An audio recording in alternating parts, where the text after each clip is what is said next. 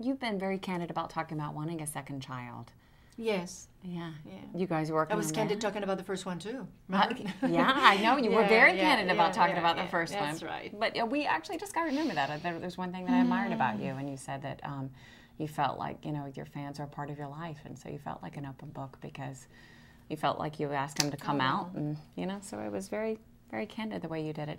So you still trying to have a second child? We are trying to have a second child, and we hope to be blessed again as parents. That would be amazing. I hope so too, because you sound like such good. Well, I know you are such good parents. I hope it works. I hope so. We cross our fingers. Yeah. I knew that you had thought that you were pregnant in the USA Today article that came out. You had thought that you were pregnant at one point. Well, actually, we were. You were pregnant. We were. It was positive. Oh. And yes, it was. So for about 4 or 5 days later, then with the blood test, they found out that it was going down a little bit and that it was not going to. It was not staying. So it happens, like.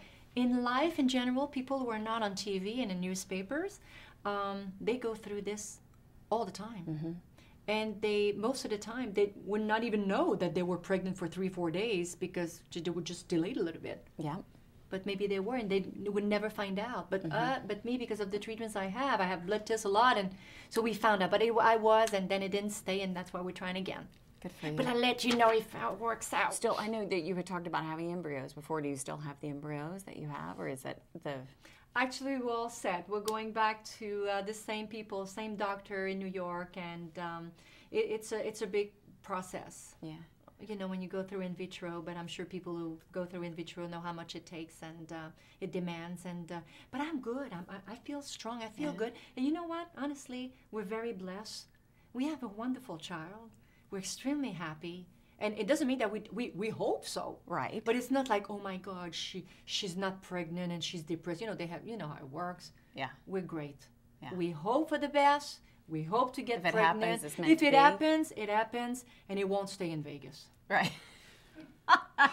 Meaning the baby won't stay in Vegas? What happens in Vegas stays in Vegas. The baby's going to be following. Because that was my next question. We're going to do another safari. Are you going to go back to Vegas? Oh, that's fresh. Got to change a diaper. No, I've done that, actually. Somebody said that to me on the plane. I was smelling Ashley's diaper, and they're like, oh, my God, you're such a mother. Only mothers smell the baby's bottoms. Oh, there was not one day that I didn't have spinach on my elbows or knees or carrots on top on the edge of is that spray net? No, this is carrots on the edge of my hair. Like, oh, okay, all right, I'll be all right. It's so true, isn't it? It's okay. Yeah, it's wonderful. Do you feel like that you've helped a lot of women as far as feeling like, hey, I'm not alone? I think so, and I certainly hope so. Have you had some women come up to you? I really believe that I did. Even with Renee, when Renee got sick. Mm-hmm. I mean, to come out here and talk about my husband who's healed and who's at the hospital and he's got cancer. I mean, some people were shocked. But how many letters, how many people went to Renee and me to say, you've been an inspiration, you've been helping a lot.